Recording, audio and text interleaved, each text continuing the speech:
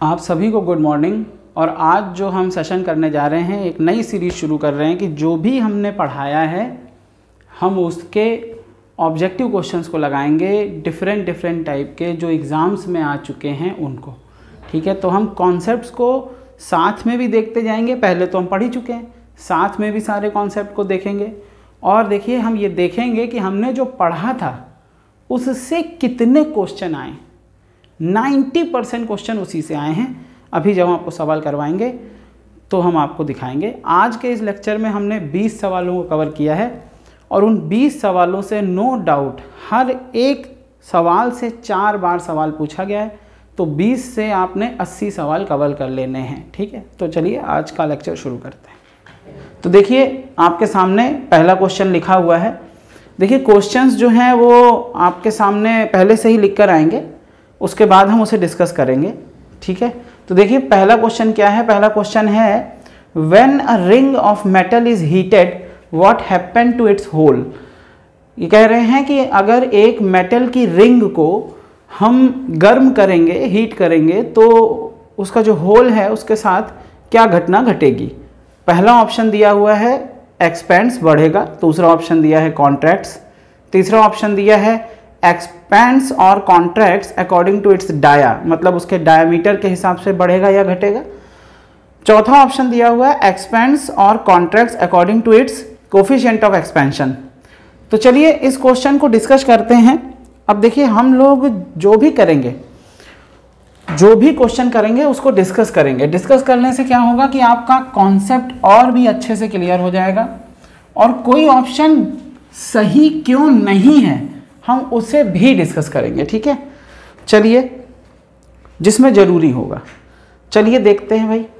तो क्वेश्चन में इस कॉन्सेप्ट को समझने के लिए आप एक कॉन्सेप्ट को समझ लीजिए कि जब भी हम किसी मैटर को गर्म करते हैं, ध्यान दीजिए, जब भी हम किसी मैटर को गर्म करते हैं तो मान लीजिए कि ये एक डिस्क है, उसके बीच में जो है ये एक रेक्टेंगुलर डिस्क है, इसके बीच में एक सर्कुलर होल बना हुआ है। तो हम अगर इसे हीट करेंगे तो क्या होगा, तो होगा ये, ध्यान दीजिए कि ओवरऑल इसका जो इंटरमॉलिक्यूलर स्पेस है, इंटरमॉलिक्यूलर स्पेस क्या होता है, ध्यान दें, जब भी कोई मैटर होता है उसके बीच में, एटम्स के बीच में जो स्पेस होता है उसे इंटरमॉलिक्यूलर स्पेस कहते हैं। ठीक है, उसके मॉलिक्यूल्स के बीच में जो स्पेस होता है उसे इंटरमॉलिक्यूलर स्पेस कहते हैं। अब ये कहते हैं कि जब हम किसी चीज़ को गर्म करते हैं ना, तो ऐसा नहीं है कि सिर्फ 2 एटम के बीच में दूरी बढ़ जाती है, ऐसा नहीं होता। होता यह है कि सभी एटम्स के बीच में एवरेज डिस्टेंस बढ़ने लगती है। मतलब पहले अगर ये 10 पे थे तो धीरे धीरे करके सबकी डिस्टेंस 11 होगी, फिर सबकी डिस्टेंस 12 हो जाएगी, फिर 13 हो जाएगी, और ऐसे ये जो एवरेज डिस्टेंस बढ़ती जाएगी। इसके कारण क्या होगा, ये जो है एक्सपैंड करने लगेगा, ये एक्सपैंड करने लगेगा। ठीक है, अब देखिए, अब होल के साथ क्या होगा वो भी समझ लेते हैं। होल के साथ ये होगा कि यहाँ पे जो एटम है और यहाँ पे भी एटम्स हैं, यहाँ पे भी एटम्स हैं, यहाँ पे भी एटम्स हैं। तो देखिए, इन दोनों एटम्स के बीच की दूरी एवरेज में बढ़ेगी, यानी पहले 10 थी तो 11 हो जाएगी। यहाँ की भी दूरी एवरेज में बढ़ेगी, यहाँ की भी दूरी एवरेज में बढ़ेगी। क्योंकि दूरी एवरेज में बढ़नी है इसलिए ये वाला एटम भी आगे की ओर खिसकता जाएगा, मतलब ये होल भी बड़ा होता जाएगा। ध्यान दीजिए, रेक्टेंगुलर डिस्क भी बड़ी होती जाएगी। क्यों? क्योंकि यहाँ वाला जो एटम है उसकी दूरी यहाँ वाले एटम से एवरेज में बढ़नी है। ऐसा नहीं है कि सिर्फ ये वाला दूर चला जाएगा और ये वाला यहीं का यहीं रह जाएगा। ये दोनों एटम्स आपस में एवरेज डिस्टेंस को मेंटेन करते हुए एक्सपेंड करेंगे। ऐसा हर मैटर के साथ होता है, चाहे वो सॉलिड हो, ध्यान दीजिएगा, चाहे वो सॉलिड हो, चाहे लिक्विड हो, चाहे गैस हो, पर इंटरमॉलिक्यूलर स्पेस सभी में एवरेज बढ़ता है। ऐसा नहीं है कि एक एटम कहीं बहुत दूर चला जाएगा और एक एटम वहीं का वहीं रह जाएगा। सबके बीच में धीरे धीरे करके एक्सपेंशन होगा, सबके बीच में धीरे धीरे करके उनके मॉलिक्यूल की डिस्टेंस बढ़ेगी, याद रखिएगा। ठीक है, तो इसका आंसर होगा इट एक्सपेंड्स। ठीक है, तो कॉन्ट्रैक्ट्स तो हो नहीं सकता, क्योंकि आपको पता है कि जैसे जैसे हम किसी भी मैटर को हीट करते हैं, चाहे वो सॉलिड हो, लिक्विड हो और गैस हो, सभी में एक्सपेंशन ही होता है। ठीक है, कॉन्ट्रैक्ट्स। अगला देखिए क्या था, एक्सपैंड और contract according to it dia, यहाँ पे डाया से कोई भी मतलब नहीं था, मटेरियल से मतलब था। चौथा ऑप्शन देखिए, चौथे ऑप्शन में लिखा था एक्सपैंड्स और contracts according to its coefficient of expansion. देखिए नो डाउट कि एक्सपेंशन जो है वो कोफिशिएंट ऑफ एक्सपेंशन पे डिपेंड करता है, पर यहाँ पे इन्होंने ये पूछा कि होल के साथ क्या होगा। तो देखिए पूरी बॉडी ओवरऑल तो एक्सपेंड करेगी, लेकिन यहाँ पे एक फिनोमिना और भी तो लग रहा है कि average distance between the molecule should be same. अगर 10 है तो सबके बीच में 10 हो जाएगी, 11 है, एवरेज डिस्टेंस की बात हो रही है। नो डाउट कि कहीं पे कुछ ना कुछ वेरिएशन होगा, लेकिन इतना ज़्यादा वेरिएशन नहीं दिखेगा कि होल यहाँ का यहीं रह जाए और बाकी मेटल बढ़ जाए, ऐसा नहीं हो सकता। होगा ये कि यहाँ का जो मटेरियल है वो भी धीरे धीरे करके आगे खिसकता जाएगा और अपने दूसरे मॉलिक्यूल्स के बीच में इंटरमॉलिक्यूलर स्पेस को, एवरेज डिस्टेंस को बराबर रखेगा, याद रखिएगा, ठीक है। तो चलिए अब अगले क्वेश्चंस को देखते हैं। तो चलिए अगला क्वेश्चन देखते हैं। अगला क्वेश्चन है अ सर्कुलर प्लेट और अ cube and a sphere all made up of same material and same mass are heated to 300 degree centigrade and left in a room.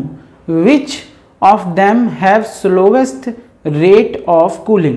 इनका कहना क्या है कि एक सर्कुलर प्लेट है, एक क्यूब है और एक स्फीयर है, जिनका मटेरियल भी सेम है, जिनका मास भी सेम है, उन्हें 300 डिग्री सेंटीग्रेड तक गर्म किया गया है और एक रूम में रख दिया गया है। तो ये पूछ रहे हैं कि सबसे धीमे रेट से कौन सा सर्कुलर प्लेट जो है वो ठंडी होगी, या क्यूब ठंडा होगा या स्फीयर ठंडा होगा।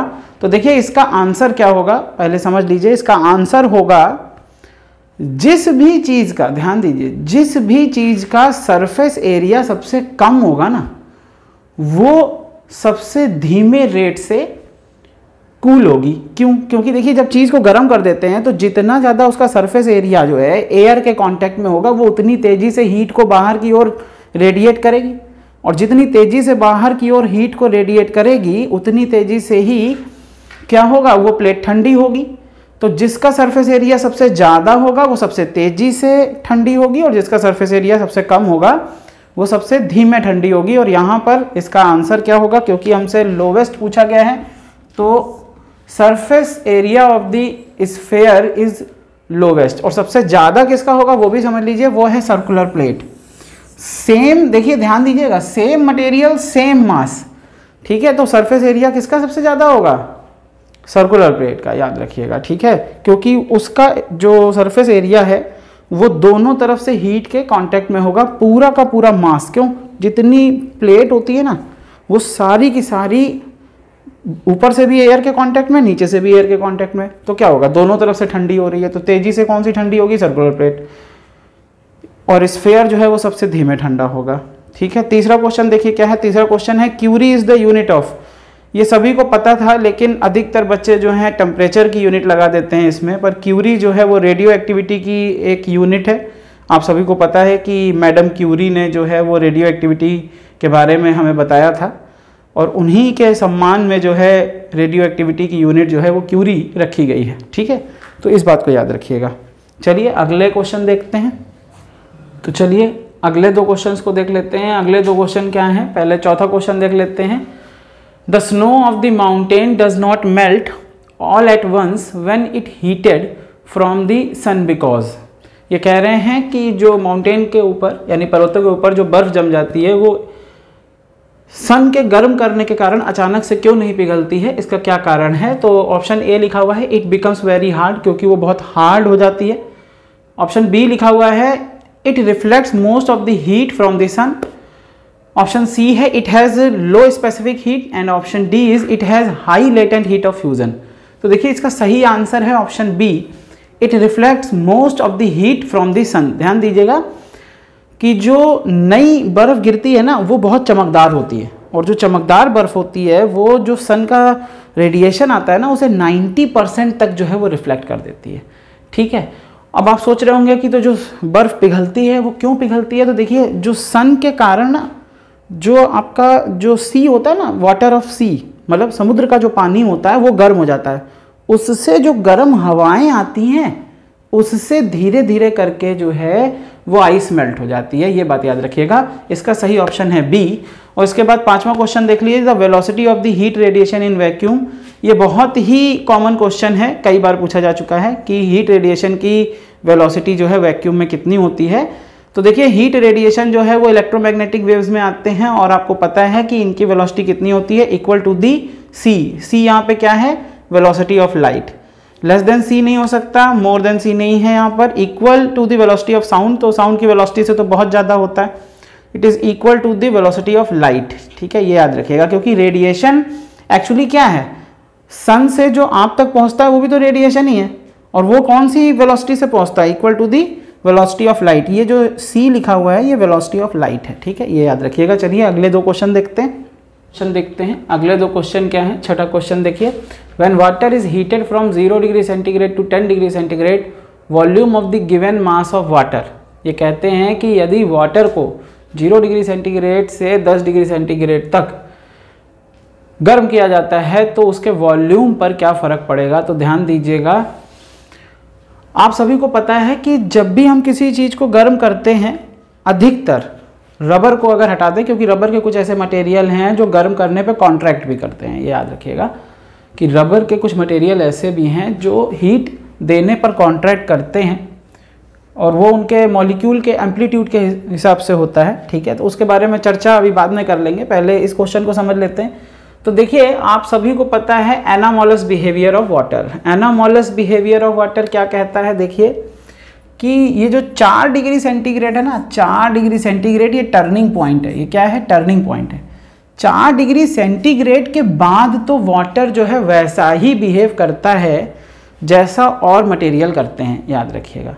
लेकिन 0 से 4 डिग्री सेंटीग्रेड के बीच में वाटर जो है ना जस्ट अपोजिट बिहेव करता है जैसा और मैटर करते हैं। तो और मैटर क्या करते हैं, इंक्रीज करते हैं। तो 0 से 4 के बीच में ये क्या करेगा, डिक्रीज कर जाएगा। ध्यान दीजिएगा, तो इसका सही ऑप्शन क्या होगा, डी। ठीक है, इस बात को याद रखिएगा। अभी हम आगे आपको जब कंडक्शन, कन्वेक्शन और रेडिएशन पढ़ाएंगे तो उसमें एनामोलस बिहेवियर ऑफ वाटर भी एक टॉपिक में इंक्लूड कर देंगे। पर अभी इस बात को समझ लीजिए कि 4 डिग्री सेंटीग्रेड जो है वो वाटर के लिए टर्निंग पॉइंट है। 4 डिग्री सेंटीग्रेड के बाद तो वाटर वैसा ही बिहेव करता है जैसे आम सभी सब्सटेंस करते हैं, पर 0 से 4 के बीच में वो जस्ट अपोजिट बिहेव करता है। तो आपको जर्नली जो लग रहा है ये उसका उल्टा होगा। जर्नली आपको क्या लगता है कि वॉल्यूम तो बढ़ेगा ही, लेकिन 0 से 4 के बीच में क्या हो जाएगा, डिक्रीज हो जाएगा। बस ये याद रखिएगा। चलिए ठीक है, अगला ऑप्शन देख लेते हैं, अगला क्वेश्चन देख लेते हैं। Eight which scale temperature will never be negative. ये पूछ रहे हैं कि ऐसी कौन सी स्केल है जिसपे टेम्परेचर कभी भी निगेटिव नहीं आ सकता है। तो देखिए, फ़ारेनहाइट में आ सकता है, डिग्री सेंटीग्रेड में आ सकता है, र्यूमर में भी आ सकता है, केल्विन में नहीं आ सकता है। केल्विन में क्यों नहीं आ सकता है, क्योंकि आप सभी को पता है कि केल्विन स्केल का जो 0 होता है ना, जो 0 केल्विन होता है, अगर आप इसे सेंटीग्रेड में बदलेंगे तो ये -273.16 डिग्री सेंटीग्रेड में कन्वर्ट हो जाएगा। और आप सभी को पता है कि इतना टेम्परेचर माइनस आते आते जो है वो मैटर का जो एग्जिस्टेंस है वही खतरे में पड़ जाता है। इसलिए 0 केल्विन जो है उसके नीचे का टेम्परेचर पॉसिबल नहीं है। ठीक है, तो 0 केल्विन यानी कि केल्विन एक ऐसी स्केल है जिस पर टेम्परेचर कभी भी निगेटिव नहीं होता है। चलिए अगले 2 क्वेश्चन देखते हैं। तो देखिए, अगले 3 क्वेश्चन देखते हैं। तीनों क्वेश्चन एक जैसे ही थे तो एक ही साथ लिख दिए हैं। देखिए, पहला क्वेश्चन है, at what temperature density of water is maximum. ये कहते हैं कि किस टेम्परेचर पर वाटर की डेंसिटी मैक्सिमम होती है। तो देखिए, अभी अभी मैंने आपको क्या समझाया था, पीछे वाले ही क्वेश्चन में मैंने आपको समझाया कि एनामोलस बिहेवियर जो होता है उसके कारण वाटर जो है वो दूसरे जो पदार्थ हैं यानी सब्सटेंस हैं उनसे अलग तरीके से बिहेव करता है 0 से 4 डिग्री के बीच में। तो जनरली हमारी थिंकिंग क्या है, जनरली हमारी थिंकिंग ये है कि भैया जब टेम्परेचर बढ़ाएंगे तो डेंसिटी घटेगी, ध्यान दीजिएगा। लेकिन मैंने क्या कहा कि जो आम सब्सटेंस के साथ हो रहा है वो हमारे वाटर के साथ नहीं होगा, क्योंकि वाटर बहुत खास है। तो वाटर बहुत खास है, इसलिए ध्यान दीजिए, जहाँ पर डेंसिटी घटनी चाहिए वहाँ पे क्या हो जाएगा, डेंसिटी बढ़ने लगेगी। इसका मतलब क्या है कि 4 डिग्री सेंटीग्रेड तक डेंसिटी बढ़ती जाएगी और 4 डिग्री सेंटीग्रेड पर इसकी डेंसिटी मैक्सिमम हो जाएगी। तो इसका सही ऑप्शन क्या है? 4 डिग्री सेंटीग्रेड। अगला देखिए, normal temperature of human body in kelvin scale. तो आप सभी को पता है या नहीं पता है वो अभी हम निकाल के दिखा देंगे, पर इसका आंसर होगा D 310। पहले इसको समझ लें, इसका आंसर होगा D 310। अगला क्वेश्चन देखिए, अच्छा ये क्वेश्चन जो है वो IAS में पूछा जा चुका है, एक बार ये क्वेश्चन जो है वो IAS में पूछा जा चुका है। इस क्वेश्चन को ध्यान दीजिए, ये कहता है कि normal temperature of human body is 98.4 degree Fahrenheit, temperature in degree Celsius. ये कह रहे हैं कि अगर नॉर्मल टेम्परेचर ह्यूमन बॉडी का 98.4 है तो डिग्री सेंटीग्रेड में कितना होगा। वैसे डिग्री सेंटीग्रेड में जनरली आप 37 डिग्री जानते हैं, तो यहाँ पे जो नियरेस्ट है वो 36.89 है, ध्यान दें 36.89 है, तो इसका ऑप्शन होगा बी। पर अभी डिस्कशन खत्म नहीं हुआ है, अभी इसके बारे में और थोड़ा सा समझना है।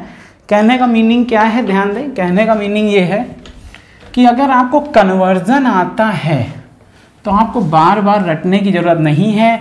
आप बीते सालों में आए हुए क्वेश्चंस को उठाकर देखिए, कितनी बार पूछा गया है कि इतने फ़ारेनहाइट में कितने सेंटीग्रेड होंगे, कितने केल्विन होंगे। अगर आपने मेरे लेक्चर्स को बहुत ध्यान से देखा होगा, तो आप अगर मेरे लेक्चर्स को ध्यान से देखते हैं तो आपको पता होगा ये सब कुछ मैंने वहाँ पे बताया था। और ये सब कुछ कोई PCS में पूछा जा रहा है, कोई IAS में पूछा जा रहा है, कोई SSC में पूछा जा रहा है। चैप्टर को ध्यान से देखिए, हर चैप्टर में आपको दसियों ऐसे क्वेश्चन मिलेंगे जो किसी ना किसी एग्जाम में पूछे जा चुके हैं, ठीक है। और कॉन्सेप्ट भी क्लियर हो रहा है। बिना कॉन्सेप्ट क्लियर करे आप जब क्वेश्चंस को सॉल्व करते हैं तो कुछ दिन तक तो आपको लगता है कि ये मुझे आ गया है, लेकिन कुछ दिन बाद आप भूल जाते हैं। तो यहाँ पर हमें कॉन्सेप्ट को सीखते हुए चीज़ों को सीखना है, इसीलिए हम कोशिश ये करेंगे कि हम आपको कॉन्सेप्ट बताएं और कॉन्सेप्ट के बाद उससे आए हुए रिलेटेड जितने भी क्वेश्चन आ चुके हैं उनमें से कम इतने क्वेश्चन तो हम करा दें कि आपके सारे क्वेश्चन कवर हो जाएं। मतलब जैसे बार बार एक ही न्यूमेरिकल वैल्यूज़ को बदल बदल के आने वाले क्वेश्चंस हम नहीं कराएंगे, एक जैसा एक कराएंगे, उसके जैसे 10 आप खुद करेंगे, ठीक है। तो चलिए इसको समझ लेते हैं। यहाँ पे क्या करना था, यहाँ कुछ नहीं करना था, आपको पता है। एक मैंने क्वेश्चन अभी आप पीछे जाइए, मेरे वीडियो में चेक करिए, मैंने एक वीडियो बनाया था टेम्परेचर स्केल करके, ठीक है। उसमें अगर आप देखेंगे तो मैंने कन्वर्जन सिखाया है, ठीक है, कन्वर्जन सिखाया है। और मैंने कन्वर्जन में क्या सिखाया था कि C/100 इक्वस टू होता है F-32 अपॉन 180 इक्वस टू होता है R/80 इक्वस टू होता है K-273.16 अपॉन 100। इस इक्वेशन को याद कर लीजिए, और याद भी क्या करना है, समझना है। समझना क्यों है, क्योंकि मैंने इसका फॉर्मूला भी बताया था। इसका मैंने फॉर्मूला क्या बताया था, इसका मैंने एक फॉर्मूला बताया था, रीडिंग ऑन एनी स्केल, पीछे देख लीजिएगा, reading on any scale minus LFP यानी lower fix point upon UFP यानी upper fix point minus lower fix point. याद आ गया? जिन्होंने भी लेक्चर देखा होगा उन सबको याद होगा, जिन्होंने नहीं देखा है वो पीछे जाके उस लेक्चर को देख लें, उनको समझ में आ जाएगा कि ये कैसे आया है, ये फॉर्मूला कैसे आता है, मैंने ये भी कराया है, ठीक है। तो इससे आप सॉल्व कर सकते थे, इसको भी। देखिए आपको एक वैल्यू तो याद करनी पड़ेगी, आप चाहे फ़ारेनहाइट की याद कर लो, चाहे केल्विन की याद कर लो, चाहे आप सेंटीग्रेड की याद कर लो, ये आप पे है, लेकिन एक वैल्यू आपको याद करनी पड़ेगी नॉर्मल टेम्परेचर की, ह्यूमन बॉडी के नॉर्मल टेम्परेचर की, और बाकी वैल्यूज़ आप निकाल सकते हैं। चलिए अगले क्वेश्चन देखते हैं। तो देखिए अगले दो क्वेश्चंस को देखते हैं। अगले दो क्वेश्चंस क्या हैं? पहला क्वेश्चन है the best conductor of heat among the following. ये क्वेश्चन SSC में आया हुआ था, मैंने लिख लिया। इनमें से कौन सा कंडक्टर जो है हीट को, मतलब हीट का बहुत अच्छा कंडक्टर है? तो ध्यान दीजिए, अल्कोहल, मरकरी, ईथर और वाटर। तो आप सभी को पता है, एक जनरल बात भी आपको समझनी होगी कि आपको पता है कि टेम्परेचर, एक मैंने आपको थर्मोमीटर पढ़ाया था, मरकरी थर्मोमीटर, जिससे टेम्परेचर नापा जाता है। तो इसका मतलब क्या है कि मरकरी एक ऐसा कंडक्टर है जो कि थर्मोमीटर में यूज़ होता है। इनमें से कोई भी जो है आप जनरली थर्मोमीटर में नहीं देखते हैं, तो इसका सही आंसर क्या होगा? इसका सही आंसर होगा सेकेंड। 12वां क्वेश्चन देख लेते हैं। Which set of conditions represent the easiest way of liquefy the gas. कहने का मतलब ये है कि इनमें से कौन सी कंडीशंस में जो गैस है ना वो आसानी से लिक्विफाई हो जाएगी, यानी कि लिक्विड में बदल जाएगी। तो देखिए आप सभी को पता है कि गैस में से जब हम टेम्परेचर को निकाल लेते हैं वेपर में से टेम्परेचर को निकालते हैं तभी तो वो लिक्विड में आती है, यानी वाटर में कन्वर्ट होती है। ऐसे ही गैस में से जब टेम्परेचर को निकाल लेंगे तो वो किस में कन्वर्ट हो जाएगी, लिक्विड में कन्वर्ट हो जाएगी। दूसरी कंडीशन है हाई प्रेशर या लो प्रेशर। तो देखिए आप खुद ही ऐसे सोचिए, किसी चीज़ को हाई प्रेशर में रख रहे हैं तो वो आसानी से उसके जो अणु हैं वो पास पास आ जाएंगे। और देखिए गैस में क्या होता है, मॉलिक्यूल दूर दूर होते हैं, जब हम उसे प्रेशराइज करेंगे तो उसके जो मॉलिक्यूल्स हैं वो पास पास आने लगेंगे, और जैसे जैसे उसके मॉलिक्यूल्स पास पास आते जाएंगे वैसे वैसे वो अपनी उसकी स्टेट बदलती जाएगी, यानी कि वो वो गैस से लिक्विड में कन्वर्ट हो जाएगी। ये बात याद रखिएगा, ठीक है। तो इसमें जो सबसे सही ऑप्शन है वो कौन सा है, लो टेम्परेचर हाई प्रेशर। ये आपको थोड़ा सा इसमें लॉजिक भी लगाना है कि भैया जब प्रेशर को कम करेंगे तो क्या होगा, अणुओं के बीच की दूरी बढ़ती जाएगी, वो जो है कंप्रेस होने के बजाय फैलते जाएंगे तो वो तो गैस में कन्वर्ट हो जाएंगे। तो जहाँ जहाँ हाई प्रेशर है वो तो हट ही जाएगा, लो प्रेशर है वो हट जाएगा, तो ये दोनों टेम्परेचर तो ऐसे ही चलेगा। और हाई टेम्परेचर वाला ऑप्शन भी हट जाएगा, तो बचेगा कौन सा, लो टेम्परेचर हाई प्रेशर। ठीक है, चलिए इसके आगे की बात करते हैं। तो देखिए अगले दो क्वेश्चन को देख लेते हैं। देखिए इसमें 13वां जो क्वेश्चन है वो कहता है कि woollen clothes keep the body warm because, मतलब जो आपके ऊन के कपड़े होते हैं वो आपकी बॉडी को गर्म रखते हैं क्योंकि, उसका कारण क्या है। ये कह रहे हैं कि पहला कारण तो ये है कि wool increase the temperature of the body, दूसरा ये बता रहे हैं wool is a bad conductor, तीसरा ये बता रहे हैं wool absorb radiant heat from the object, outer object, और चौथा ये बता रहे हैं कि wool rejects the heat from the outer object. ध्यान दें, देखिए पहला वाला ऑप्शन क्यों नहीं हो सकता है, उसका रीज़न क्या है कि देखिए कोई केमिकल रिएक्शन तो हो नहीं रही है वूल में जिसके कारण हीट बढ़ जाए। तो wool increase the temperature of the body, wool increase नहीं करती है टेम्परेचर ऑफ द बॉडी। ध्यान दीजिए, wool is a bad conductor. देखिए इसके बारे में लास्ट में चर्चा करेंगे। ध्यान दें, ये दोनों जो हैं वो एक दूसरे के जस्ट अपोजिट हैं, एक में हीट रिजेक्ट हो रही है और एक में हीट एब्जॉर्ब हो रही है। तो ध्यान दीजिएगा, जब तक कोई चीज़ अच्छी कंडक्टर ना हो, ना तो वो जल्दी हीट एब्जॉर्ब कर सकती है, ना ही जल्दी हीट रिजेक्ट कर सकती है। यानी कि दोनों ही चीज़ें करने के लिए उसका एक अच्छा कंडक्टर होना जरूरी है। ठीक है, हीट रेडिएट करने के लिए भी अच्छा कंडक्टर होना जरूरी है और हीट एब्जॉर्ब करने के लिए भी। तो इसमें जो दूसरा ऑप्शन है wool is a bad conductor, तो होता क्या है देखिए, क्योंकि wool is a bad conductor, तो जब आप ऊनी कपड़े पहनते हैं तो जो बॉडी की हीट होती है ना वो उसे बाहर नहीं आने देता, और बाहर जो ठंडापन है उसे वो भीतर नहीं जाने देता, क्योंकि वो बैड कंडक्टर है।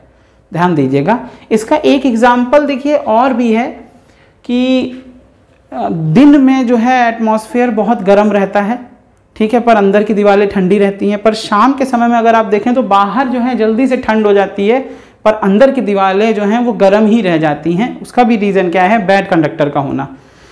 देखिए दिन भर में धीरे धीरे दीवारें जो हैं वो गर्म हो जाती हैं, ठीक है, और बाहर का टेम्परेचर क्योंकि वो सन के डायरेक्ट रेडिएशन में है तो जल्दी से गर्म हो जाता है।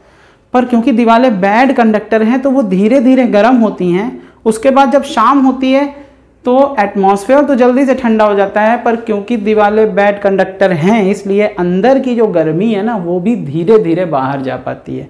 मतलब वो धीरे धीरे गर्म भी होती हैं और धीरे धीरे ठंडी भी होती हैं। इसी वजह से जो है गर्मियों के समय में अगर आप देखें तो शाम के समय घर के अंदर ज़्यादा गर्मी होती है, जबकि बाहर जो है ठंडापन आ जाता है। इसका एक और एग्जाम्पल है जो कि पेपर्स में पूछा जाता रहा है कि अगर हॉट वाटर को जो है हम ग्लास के बीकर में डाल देते हैं तो बीकर जो है वो क्रैक हो जाता है। ऐसा क्यों होता है उसको भी समझ लेते हैं। तो देखिए जब आप हॉट वाटर को बीकर में डालेंगे तो देखिए मान लीजिए बीकर की मोटाई इतनी है, बीकर की मोटाई इतनी है, तो आपने इसमें वाटर को डाला, हॉट वाटर को डाला, तो ये वाली सरफेस तो वाटर के कांटेक्ट में आई, पर ये वाली तो आई नहीं। ध्यान देना, और क्योंकि ग्लास जो है वो एक अच्छा कंडक्टर नहीं है तो वो क्या करता है कि यहाँ से यहाँ तक हीट आसानी से नहीं पहुँच पाती। अब होता क्या है कि अंदर का ग्लास तो एक्सपेंड कर जाता है, यानी बढ़ने लगता है, पर क्योंकि हीट जो है वो, क्योंकि ग्लास जो है वो अच्छा कंडक्टर नहीं है तो बाहर वाला जो है वो एक्सपैंड नहीं करता है। तो अंदर वाले ने बढ़ना शुरू कर दिया, पर बाहर वाला ने अभी बढ़ना नहीं शुरू किया है। इसी कारण से जो है जब हम गर्म पानी को ग्लास बीकर में डालते हैं तो ग्लास बीकर टूट जाता है, ये बात भी याद रखिएगा। चलिए, ये हमने इसी एक क्वेश्चन में 3-4 चीज़ें आपको बता दी और ये 3-4 चीज़ें हर एक एग्जाम में पूछी जा चुकी हैं, तभी बताई हैं मैंने, ठीक है। तो अगर ऐसा कोई क्वेश्चन अब सामने आएगा तो मैं उसको नहीं कराऊंगा। पर देखिए अगला क्वेश्चन 14 नंबर का, clear nights are colder than the cloudy nights because of conduction, condensation, radiation और आइसोलेशन। तो यहाँ पे ध्यान देने वाली बात यह है कि इसका आंसर होगा रेडिएशन। क्यों? क्योंकि देखिए एटमॉस्फेयर के गर्म होने और ठंडा होने का कारण जो है वो आप सभी जानते हैं, वो रेडिएशन है। जो सन से जो रेज हमारे पास पहुँचती हैं उसी से ही एटमॉस्फेयर गर्म होता है और आपको पता है कि वो प्रोसेस रेडिएशन कहलाता है, ठीक है। चलिए अगले 2 क्वेश्चन देखते हैं। चलिए तो अगले 3 क्वेश्चन देख लेते हैं। 15वां क्वेश्चन है, cryogenics is the science dealing with. Cryogenics एक प्रकार की साइंस है जो डील करती है हाई टेम्परेचर से, लो टेम्परेचर से, फ्रिक्शन एंड वेयर से, ग्रोथ ऑफ क्रिस्टल से। तो देखिए आप सभी को पता होगा कि क्रायोजेनिक्स एक प्रकार की साइंस है जिसमें हम जो स्टडी करते हैं ना वो नाइट्रोजन के टेम्परेचर से भी बिलो करते हैं, ठीक है। तो इसका सही आंसर होगा लो टेम्परेचर, याद रखिएगा। और सभी को मैंने पहले भी ये बता रखा है, जिन्होंने भी हमारे वीडियोस देखे हैं उन्हें पता होगा। Which of the following has more heat capacity. 16वां क्वेश्चन क्या है, which of the following has more heat capacity, मतलब इनमें से किसकी हीट कैपेसिटी सबसे ज़्यादा है।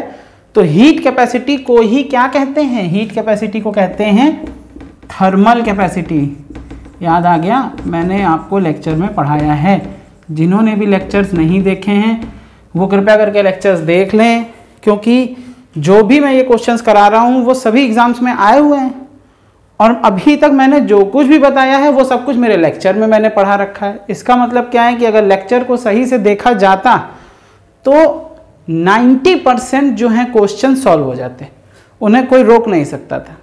चलिए, तो थर्मल कैपेसिटी जो है सबसे ज़्यादा किसकी होगी, तो सभी को पता है कि थर्मल कैपेसिटी क्या होती है। थर्मल कैपेसिटी M/C होती है, यानी मास इंटू स्पेसिफिक हीट होती है।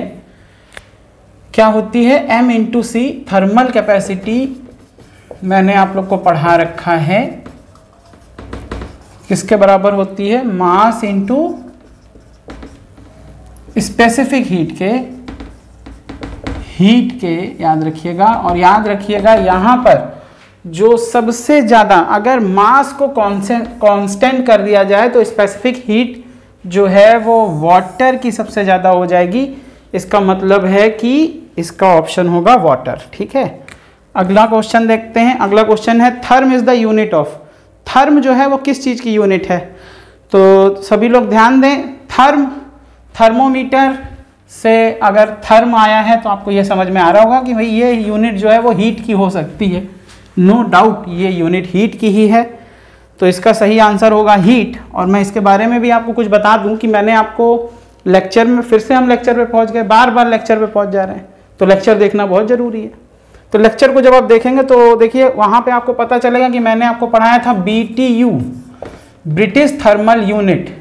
तो ये जो BTU होता है ना, वो अगर 10,000 टाइम्स कर दिया जाए, 10,000 टाइम्स कर दिया जाए तो वो बराबर हो जाता है एक थर्म के।